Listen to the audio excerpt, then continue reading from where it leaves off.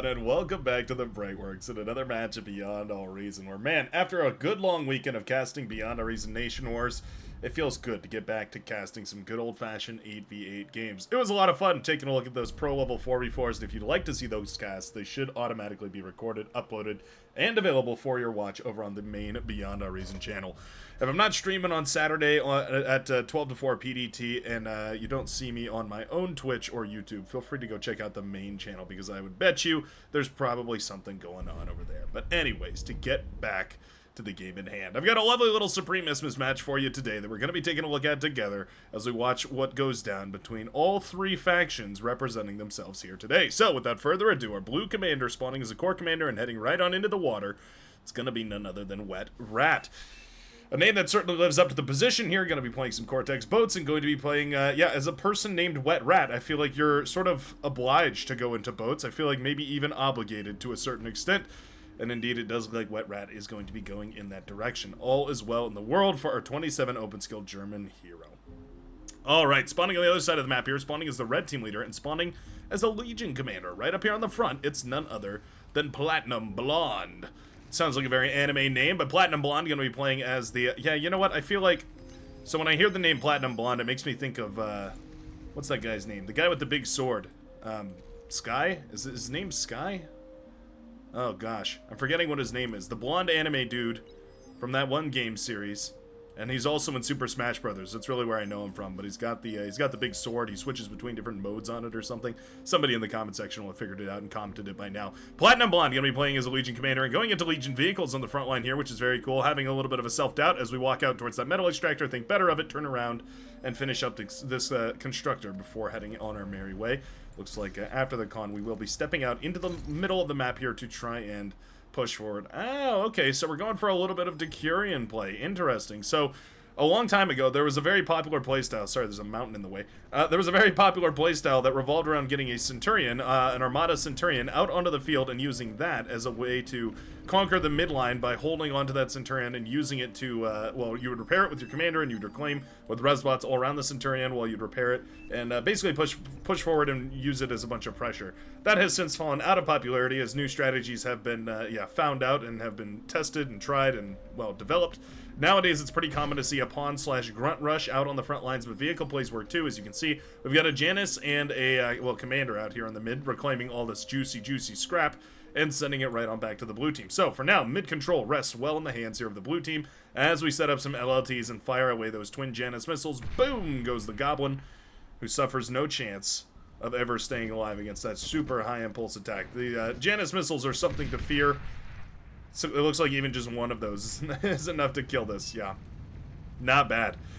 DECURION battle out on the front line here. It looks like the red and lavender commanders will be going against each other. Looks like Mecha Chimp going to be fielding a DECURION here against Platinum Blonde. Well, yeah, can't dodge those Janus missiles. They have heat seeking. They will find you. They will hit you.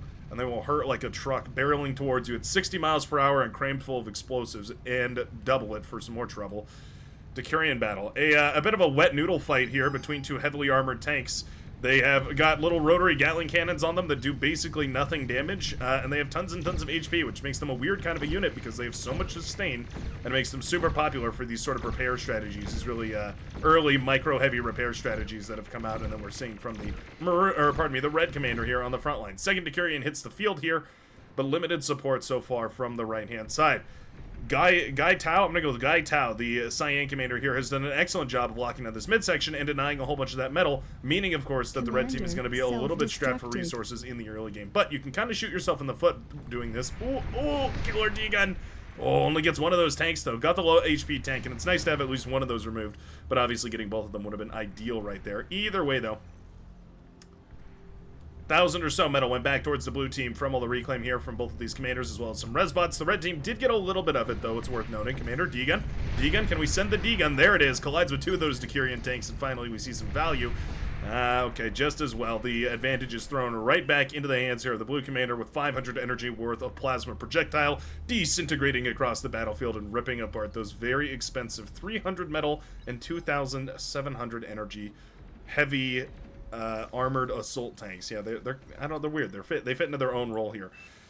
On the Northern Sea, we have a little bit of frigate harassment here, mostly just scouting, I believe, not actually looking to do much damage or skirmishing with these. We also have the constructor boat actually moving out very aggressively and capturing these mexes, but I love it. I actually think this is a great idea. The longer you can hold these mexes, obviously, the bigger of an advantage you can get. The blue commander also moving over. Looks like we are walking our way towards now the island over on this side. Commander looks like a constructor would have been dropped over here. Has lofty ambitions, but frankly speaking, Commander beats Constructor basically every time. Similar battle in this southern sea right here, although Percival Bennett has not got as big or nearly as impressive a navy up and running. Instead, we've gone for multiple construction turrets. So a lesson to be learned here, you don't need construction turrets when you play Navy. At least not until you've basically captured every metal extractor and are expanding with energy converter economy, or rather than, any kind of metal extractor economy, because as you can see, completely strapped for metal at the moment, the pink commander that is, and now has absolutely no way to actually spend, well, has all the way to spend all that resource, but doesn't have the resource to spend it. Commander, so it's it's an overflow of the build power variety. Now it looks like we had a little bit of a commander kill in the midsection that I missed here, but we can see the grave, and indicating, by the way, that the red forces are here and the cyan forces are not. We can tell exactly who won that trade here, with the red and orange commanders, likely this Resbot and the commander, reclaiming a whole bunch of that metal, and now claiming easily the entire front line. Now this has been a very popular strategy as of late here, where you go for your mexes and then build your laboratory over here.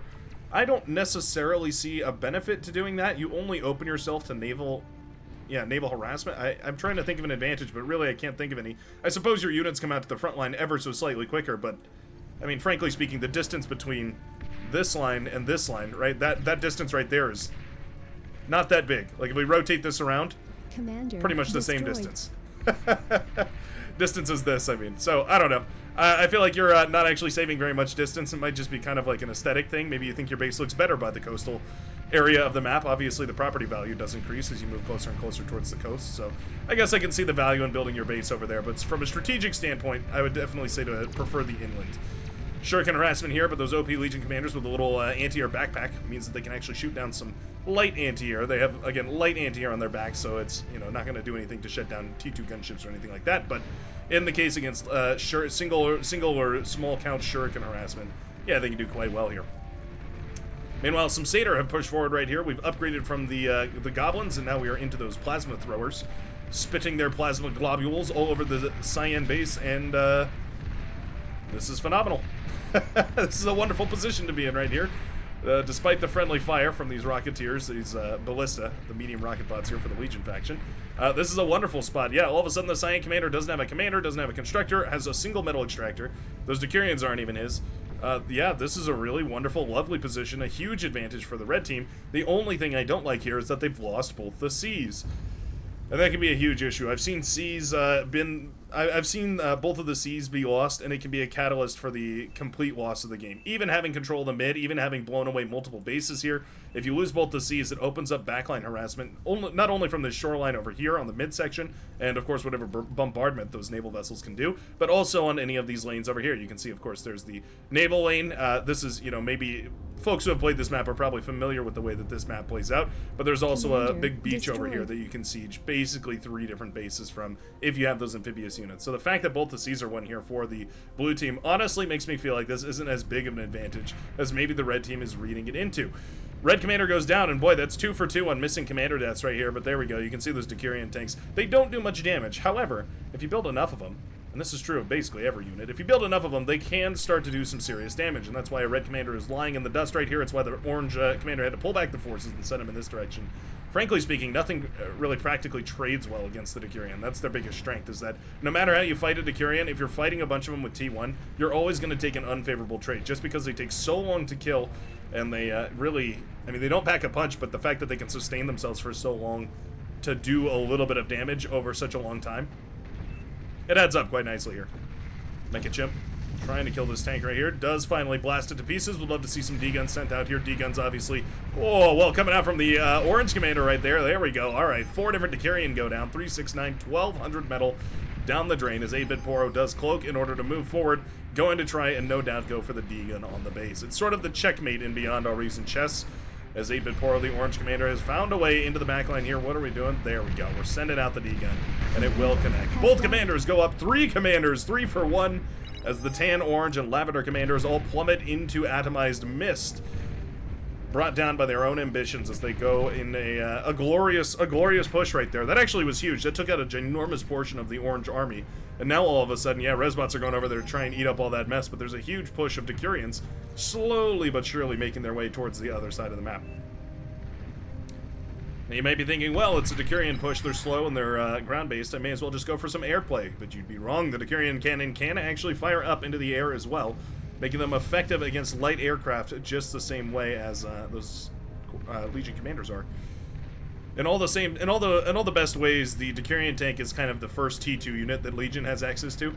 They really are, and it's been confirmed by developers that was almost an intentional design decision. I shouldn't say almost, that it was an intentional design decision, that they are essentially a beefed up version of a T1 unit, essentially meant to be comparable to T2, but at a T1 price point, right? So they're quite a bit more expensive than they would be in a T3 or T2 laboratory. Frankly speaking, though, I think it's probably pretty much a fair price. Like, out of a T2 lab, you could probably pay for this unit, and it would still function quite well. Decurions here now in the base of the Orange Commander, and Goblins are trying their best. We have the construction turrets trying to keep everything alive, and the Goblins are quite nice. They do a nice little bit of damage, especially with a little surround. Their little projectiles tickling off 1 or 2% from each of these, and eventually, this is all dealt with. Time for a big Navy clash over here. We have a whole bunch of frigates escorted by a single destroyer. Those submarines are actually quite nice. Yeah, they sort of scare off those frigates quite well here. The destroyer is, of course, the counter to those submarines, but it would have to get so close and within range of so much static defense that I don't think it really wants to do that. If the Pink Commander manages to snipe that destroyer, this actually becomes a really winnable fight because those submarines can get underneath everything and start firing away, doing tons and tons of free damage. Don't see any target prioritization, though. Yeah, we are not targeting down that destroyer like we should, and so it does mean that the units are going to fire at the lowest health option, which happens to be a destroyer, luckily, right now, but wouldn't necessarily have been, or we didn't necessarily need to throw away all these boats. We could have just killed the destroyer, pulled back, and sent the submarines in to finish the job here. That's just a slight critique on an otherwise relatively perfect trade. The destroyers will continue to fire off here, continue to do a bunch of damage, and again, the submarine is still helpful underneath. There we go. An excellent fight for the Pink Commander. It's all going to be a matter of reclaiming and putting those units back onto the high seas. Meanwhile, we have a T2 laboratory and an amphibious gantry set up right here by the Blue Commander. We're also expanding into T2 metal extractors on the sea, which should be a nice boost to the economy here. Each one of these pumping out 9.2 metal per second. So you have vaguely two options when you're playing as the Sea Commander. You can go into amphibious units and send them across the way. You can try and harass these lanes right here. As you can see, you can sort of push into this lane, into this base, and then kind of harass the backside of some of these frontliner bases. Or you can go for a capital ship, go for one of the, either the Epoch or the Black Hydra. Those are the two capital ships. Legion, not quite yet with their Navy, but we're getting very, very close. I believe it was in the Nation Wars stream. I had Zephyr is one of the Legion developers there with me and confirmed that the Legion team is coming very close, very, very close to finishing up land, air, and, vehicles. Vehicles, bots, and air for Legion, which does mean that the only remaining task, the only priority left after that is, of course, going to be Legion Navy, which should be an absolute treat to enjoy. Until then, though, we'll have to enjoy the Black Hydra as the powerhouse that it is, firing off triple laser cannons, and of course that giant plasma battery that makes it so deadly when parked very close by the shoreline here and able to shoot away at any of these units that happen to get ever slightly too close.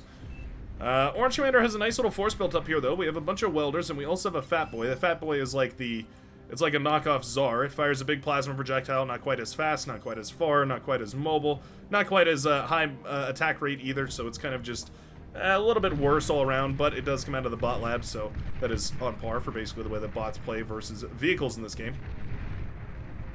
In sum total, I would say probably vehicles dominant here on Supremacy.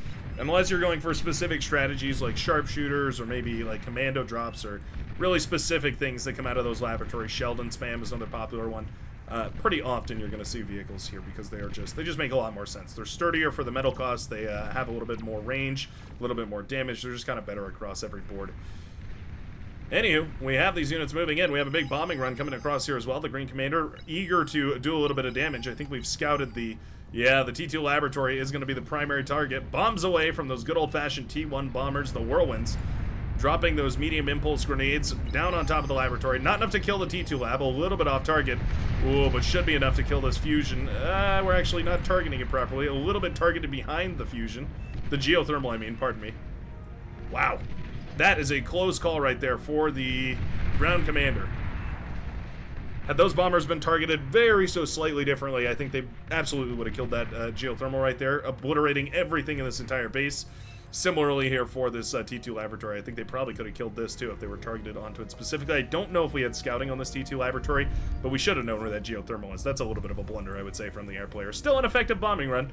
Managed to take out a bunch of build power as well as disrupt a little bit of energy production, but suffice it to say, not nearly as much as I think probably we were hoping for to achieve with that bombing run. Now the Green Commander is significantly behind.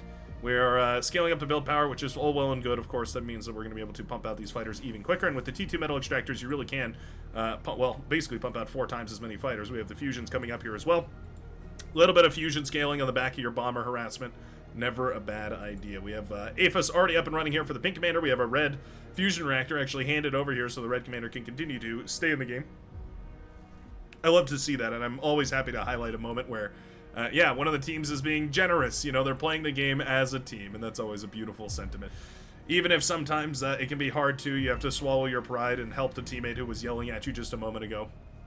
Always worth it to make advantage of your teammates' APM and try and put them to work on the front lines. In this case, the Red Commander going for just a ton of DECURION at this point.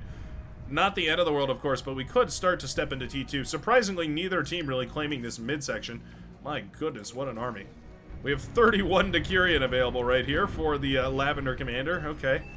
Again, I don't hate it. It's just that they start to fall off as we get to T2. Like, they're calibrated to be effectively, I would almost call them like a T1.8 unit. I know we're getting really specific with this, right? So we've referred to units that are kind of in between T1 and T2 as T1.5. Things that fall into that category would be like the amphibious units, and also things like the seaplanes are a great example of that. The DECURION are kind of slightly better than a T1.5 unit, but still not quite as good as T2. That's, I mean, the best I can do. You'll have to live with it. Because, yeah, they really are, like a lot of Legion, they sort of defy a lot of those, you know, definitions, I guess, so to speak. Here's a great look, though, at some of the amphibious tanks. The Cetus, the light amphibious tank here of the Legion faction, rolling up this hillside and into the base here of the Orange Commander, looking to do some damage to that T2 laboratory. Looks like we're going to pop the build power first, which is a great idea. Don't mind that one lick. Laboratory falls. The Phalanx here are going to be wonderful for a little bit of defense. The Phalanx are sort of kind of a jack of all trades. They have a lot of HP when their shielding is up, and then of course they do have a little bit of impulse on their rifle, meaning they're great against lighter units. They also do just a decent amount of damage, so they're pretty good at anything that, well, you need damage.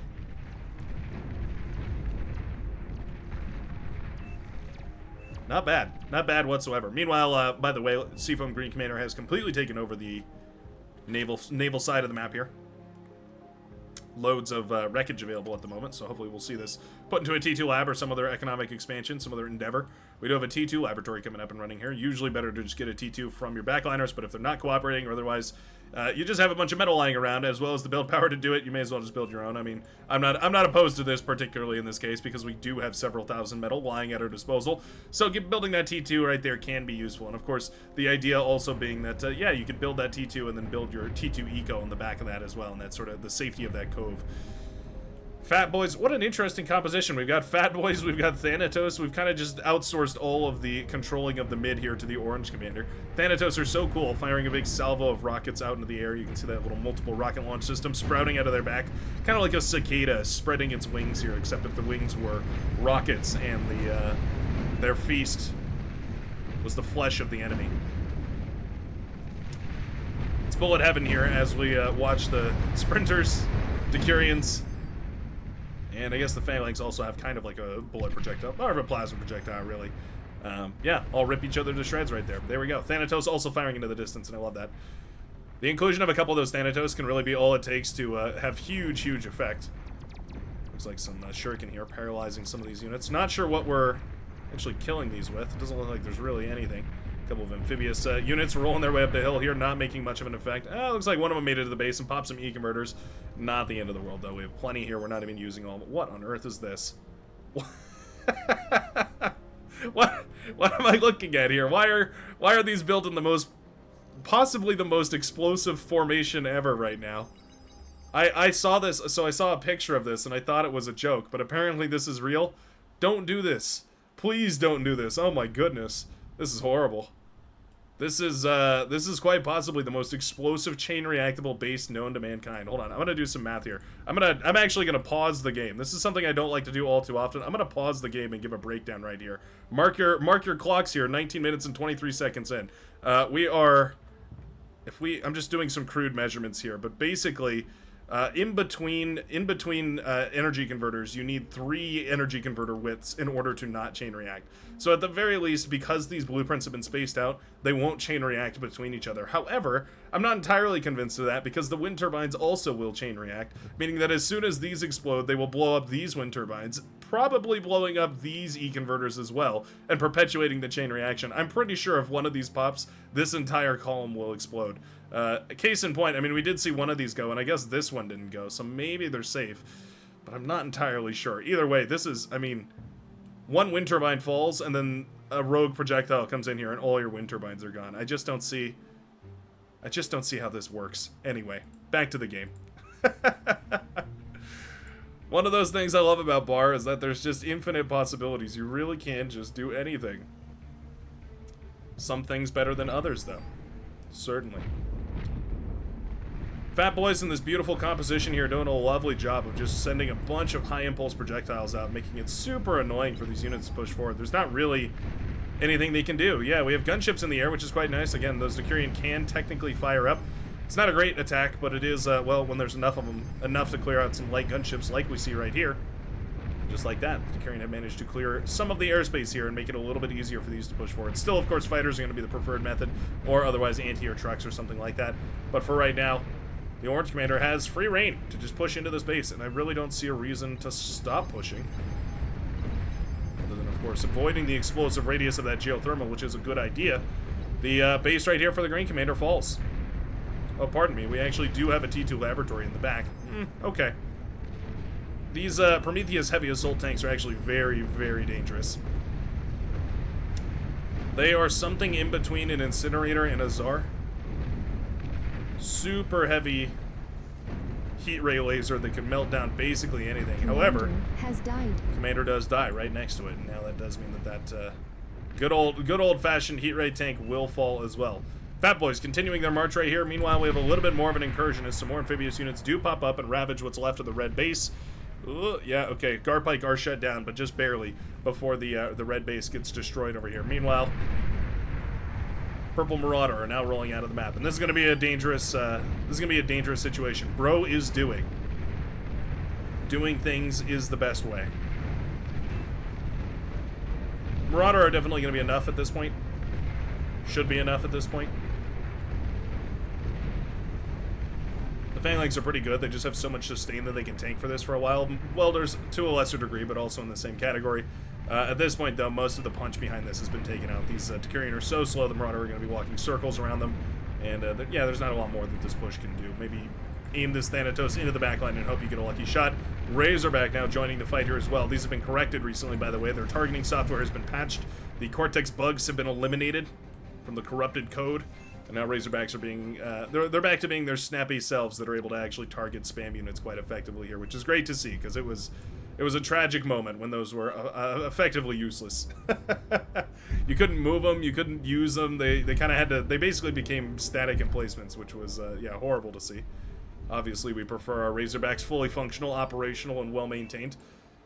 Make radar, says the yellow commander. We've actually got a little bit of a T1 hovercraft raid being built over here by Percival Bennett, the pink commander of the red team. Going to be spawning quite a few of these crocodiles. Is that what those are called? Cayman, that's right. Cayman hovercraft on this remote island outpost here and trying to go for a little bit of an attack. And you know what? Look at this beautifully chained build power loop right here, by the way. All that in an effort to get the build power out here. Of course, buying a transport would be another option, but for the purposes here, awesome to see. Helping build those T2 metal extractors. What I'd like to see, though, is some defenses, because those hovercraft are going to have a wonderful time. Sharkin still dealing with this, the Garpike, the light amphibious tank over here. We also have a beautiful push of destroyers. Where on earth is the Navy? Oh, I see. Ah, the Blue Commander has gone for something tremendous. We've invested thousands and thousands of metal into a capital ship here, the Black Hydra. But, of course, the Black Hydra on its own takes quite a long time to produce, and so there is a giant opening window right here for the Tan Commander. Will the Black Hydra come out in time? We're 85% of the way there. Units are closing in fast. If we can kill the laboratory, All that metal that went into this thing, the nearly 18,000 metal, 16,000 at this point, goes away. The race is on. Oh, 91%. Torpedoes are away. Oh, he's going after the build power. That's a wise decision. Slowing down the process. Oh, they fire at it. Oh no, the laboratory falls just 1% or so away as the blue commander loses it all. That's 18,000 metal down the drain in the Navy side as a couple of dreadnought managed to make their way across in a critical moment for the blue commander and ravage the base. Oh no. Look at this destroyer target firing the underwater laboratory right there in order to pop it. And all of a sudden, the entire control over the seas flips. The blue commander, I mean, we have a commander in the water. Yeah, he is rebuilding over here on this side. I mean, I think it's a wise decision. But man, that is a brutal moment right there. Suddenly, all your hopes and dreams, your ambitions, lofty or not, are crushed. These Marauder, at the very least, are going to make this commander feel a little bit better. If not for the giant wall that is stopping them currently. Whoa, pardon me, didn't mean to zip across the map right there. Yeah, Marauder were queued to this side of the map. Now they're like, oh, wait a minute, we got to bust through here somewhere. A reinforced wall right here of T2 that is quite difficult to break, giving these tachyon lasers plenty of time to fire away here. A stellar defense, certainly, right now from the Maroon Commander, who's managed to build just the right defense in just the right place to thwart just the right unit. And it's been done effectively. Yeah, Marauder probably should have just stood around in a circle and targeted down a couple of these walls. Instead, they spent way too much time just hanging out over here. And it does mean that, yeah, these pulsars got plenty and plenty of kills, and now tons of corpses lying on the floor here as well, as more and more of those pulsars do come up. We have a couple of Marauder changing course here and going to be heading towards the front line instead. The the orange bush has been completely dealt with. The Cayman, however, had begun their assault on the right-hand side of the map. The Seafoam Green Commander now, sweet deliverance has come in the form of tanks on puffy air bladders, air sacs, fan blowers. They're hovercraft. They blow air down, tank go up. They're a real thing. Look it up. I wonder how many people don't know that hovercrafts are real. They're used in the marshlands where there's thick grasses and whatnot growing in swampy areas that need to be traversed by essentially aquatic means. However, if you put a propeller in there, that's going to get tangled up in all the fauna, flora, rather. I guess it could get tangled in the fauna as well. Back to Bar, though. Razorbacks out for the defense are quite good against Marauder. Of course, they are not nearly as fast, so they have to be in proper position. The the Council of Fat Boys has deemed you unnecessary. Reduced to brittle slag and metal waste. That is a clump of fat boys if I've ever seen them. 8,400 metal worth of high impulse plasma projectiles. And I definitely wouldn't want to be on the other end of it. Meanwhile, it looks like the tank commander has sniffed out that there's a base over here. Dreadnoughts do not have any sort of amphibious protection, so it does mean that this dreadnought is completely exposed to any underwater attack, including but not limited to the JL7 underwater laser beam patented, or patent pending, I do believe, from Wet Rat here as well as the submarine. I'd love to see a capture command, though. Wet Rat knows it. I know Wet Rat knows it. He's thinking about that capture command, but wants to keep this laboratory alive.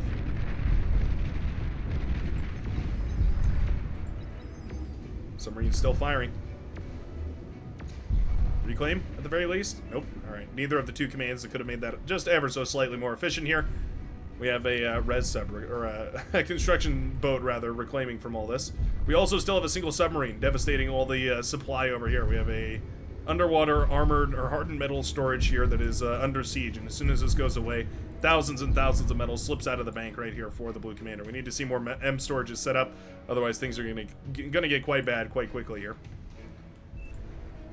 Surprising, too, to see that the tank commander has not invested any into good old-fashioned battleships, or what are they called? Flagships. Epochs.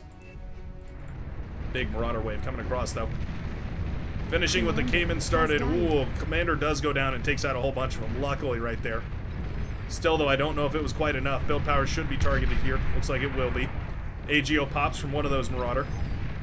Build power not targeted. Ooh, very fortunate right there. Yikes. Neither of the two valuable targets, the fusion reactor or the build power, were targeted down by those Marauder. That is a huge miss micro right there from the yellow commander. all of a sudden, this attack actually has achieved basically nothing. We killed one commander and maybe finished off one of those mexes. Actually, I think the Cayman did that. And all of a sudden, we've donated several thousand metal back to the blue team. Well, the red team is in a fabulous spot here as far as the front line is concerned. Despite only barely having these frontline metal extractors up and running, the Thanatos have made very effective work of this front line here. They are being shelled away now by a couple of these amputators. Would love to see them actually use their missiles to fire away there and get a little bit of value. Those drone platforms launching their pesky little drones, providing a lot of vision right here, allowing those amputators to actually fire away. Thanatos need to be targeted here. There is radar jammers, so we need to use that targeting to fire away into the distance, but I guess for now, until we get comfortable building some anti-air, these drones are just going to have their choice of the field. They fire an adorable little 3-round burst. They don't do much damage, but they do pretty consistent damage. Oh, here's some Razorbacks. Not the anti-air I was expecting, but effective anti-air nonetheless. Razorbacks will be marching forward. I do believe, fun fact about the Razorback, I believe the reason why it was broken was that it was accidentally substituted for an old version of the Razorback that was also broken. Apparently they had very similar names in the code. Fun things about open source development, fun things like that will happen sometimes. I still blame Cortex Saboteurs, but it could be any host of reasons, who really knows. Yeah, Razorbacks here doing a lovely job of being the eyes and ears and the laser Gatling guns on the field here, allowing for a big push. They're still a little bit clumped together, which makes them have a hard time dealing with some of these units, but at the end of the day, it won't really matter. They do enough damage and have enough health and really can tank for basically this entire push right here hard enough that the entire front line crumbles in a matter of moments. Those Thanatos missiles are overwhelming here. With the Razorback front line, things are certainly looking quite nice. Prometheus, how do they feel about the Thanatos missiles? When the Thanatos connect, they do great things. They don't connect often, though. Not a unit for accuracy, I would say. Razorback still finding value. And what is with putting our E-converters in between all of our eco structures? Why has this become normalized?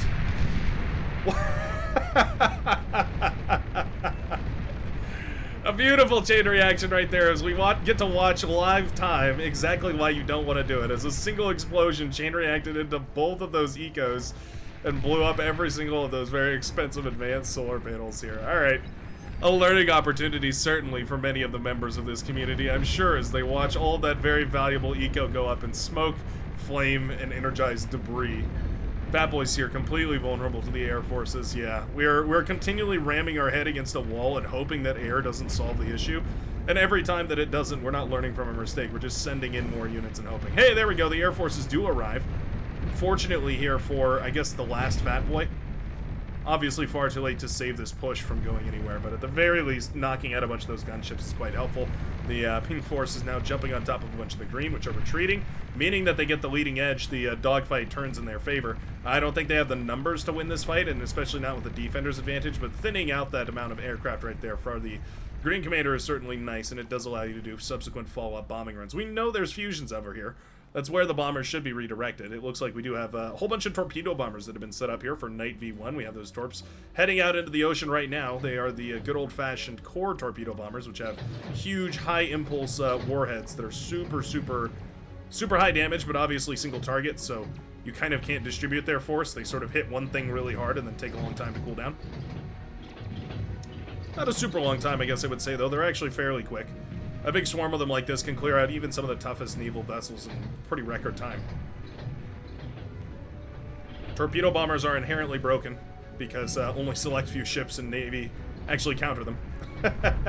It is an intentional design to mean that there is some way to counter these extremely powerful Navy boats. I guess if air is broken, if torpedo bombers are broken, the Navy is even more broken. Everything's OP. That's kind of the beautiful thing about Beyond a Reason. Every unit is OP, and also every unit is very weak. Very sensitive to certain conditions. There's only a few units that aren't, and you have to pay pretty much top dollar for them, like the Titan, the Juggernaut thingy, aka the Invictus Soul. I love when the team does this, by the way. I love when the frontliners get the opportunity to rotate back. They just spend a little while ecoing, and then get back into the game with some of these T3 units. It looks like we're going to be going for Praetorians, which are effectively... I want to say they're kind of like the Demon. They're sort of, yeah, comparative to the Cortex Demon. They've got really weird, like, ankle weight sort of a things that kind of remind me of those, they were really popular in the 80s, the like, ankle warmers. Kind of what these things remind me of. Yeah, okay. The more I look at it, the more I'm actually a little bit disturbed by it. I'm going to look away now as we watch the Razorbacks tear apart this frontline composition. These Thanatos have been a huge pain in the side of, well, the blue team for a good long while now. It looks like they will finally get their sweet deliverance. You know what? Sharpshooters are here, though. I didn't notice the sharpshooter ball. Oh, no. Oh, those sharpshooters hit like trucks. There's enough of these sharpshooters that they can just about one-shot each of these Razorback, and so it means that this push with the Razorbacks is actually super inefficient. Oh, no. That was not the way that that was supposed to go. What a beautiful push right there from our Maroon hero. Heuristic Visual, the 12 open skill American hero, has learned well and put to work the efforts of the welder sharpshooter combo, which is pretty impossible to stop. There's not a lot of things that can effectively counter this. Basically what you need is a ton of T3 units. Like a handful of Marauder would work. Are decoy commanders resistant to sharpshooter shots just the same as regular commanders? It looks like they may be. Loads of decoy comms moving out here is very interesting. Not a unit we see all too often. We've got also the tumbleweed spam coming out from the purple commander. A strategy I love, but have not seen in a good long while. We've got tumbleweeds rolling under the boats and heading out onto land. They are not very effective once they get on land, although, you know what, there's not actually a lot of static defense to take care of these. Can we start self-destructing these under the boats, though? That would be great. We're not actually using our tumbleweeds to siege the boats, is kind of what I was expecting here. Huh. Blue Commander, meanwhile, has been able to rebuild quite nicely, by the way. Blue Commander actually still owns all these metal extractors, weirdly enough. We never went around and cleared all these, I guess. The blue base is being destroyed right here as the sharpshooters and welders push in, and they do enough damage, maybe not actually, to deal with these tumbleweeds. Looks like the tumbleweeds can just barely get on top of all this.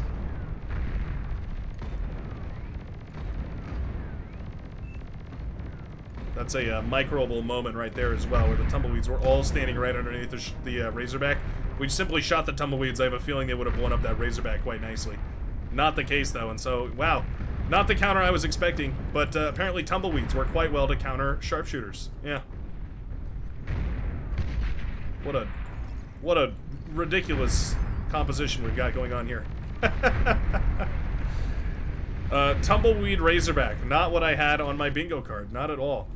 Sumo tanks rolling out as well here now. They've been compared to, sorry, halberds rolling out here. They've been compared to sumos on multiple occasions, kind of a very, very similar in a way to the way that I've compared the DECURION as almost a T2 unit out of a T1 lab. The halberds are sort of like a sumo out of a T2 lab, but instead out of a T1 lab we have a Thor over here holding the line against a bunch of Marauder. Nicely done. EMP missile is charged. I'd love to see it. Drop that EMP missile right on itself. It has full 100% EMP resistance. So there's no disadvantage to EMPing himself except that it clears away a bunch of these Marauder, or at least stops a bunch of them in the tracks. Oh, don't dig on the Thor. Oh, please don't dig on the Thor. Ooh. Actually, no deguns there. Okay. Thor lives. Brown Commander also gets away with it. Now there are Thors on the other side of the map. A gigantic advantage for the Red Commander, who have had control over this map for a good long while. The Marauder have repeatedly bashed their heads against this wall, been diverted, gone this way, and been completely shut down by the stream of units here. The Red Team showing off that early aggression and now steamrolling into the backline here. There's little moves here and there that I think the Blue Team might have been able to make that maybe could have turned this game around, but in this case, everybody did as best they could. It's a big old chain reaction from these sumo tanks, by the way, nicely cleared up. I love the idea of these tumbleweeds. I don't think they were used to terribly effective purpose, though. Yeah, they kind of missed the chance to blow up the entire Navy right here for the Tank Commander, giving the Blue Commander the opportunity to swoop in, seize control, and bombard these bases with the capital ship. At this point, we've got EMP bombers coming out of the purple facility here. This has devolved into a 2 versus 8. This is a rough moment right here, but this is where not quitting in a Beyond Our Reason really matters the most. I've been in a heated rage against quitters recently because, man, I've played so many games recently where it's just the first wave comes in and somebody gets dogpiled on and their base gets destroyed. Everybody rallies to help them, save the day, give them, you know, build power to rebuild and everything, and then they just leave the game. They just leave the game. It breaks my heart every single time. It breaks my heart. So I'm like, man, Team put in so much effort to rebuild you. Better than ever before. And you throw it away like that. I bring you into my family. I treat you like one of my own commanders, and this is how you repay me? Again, no use of EMP missiles on the Thors, which is kind of unfortunate. They received a targeting update that allows them to spread out their D-guns, so when you select multiple of them, hit D, and then right-click and drag, you can actually disperse their EMP missiles nicely along the line, like you normally would be able to with other attacks. Makes them very, very effective in that regard, and so it's kind of a bummer to see that not utilized properly here, but it doesn't really matter because the Thor are already so stinking good. Ah, the tumbleweed spam. I love it, but I hate it. It does take a gargantuan effort to build this many tumbleweeds. They cost so much energy. Basically 2 APHIS worth of energy being drained per second just to use these. Not to mention this massive wall of long-range anti-air missiles here. Boom! Goes the entire base of the Purple Commander. Yep.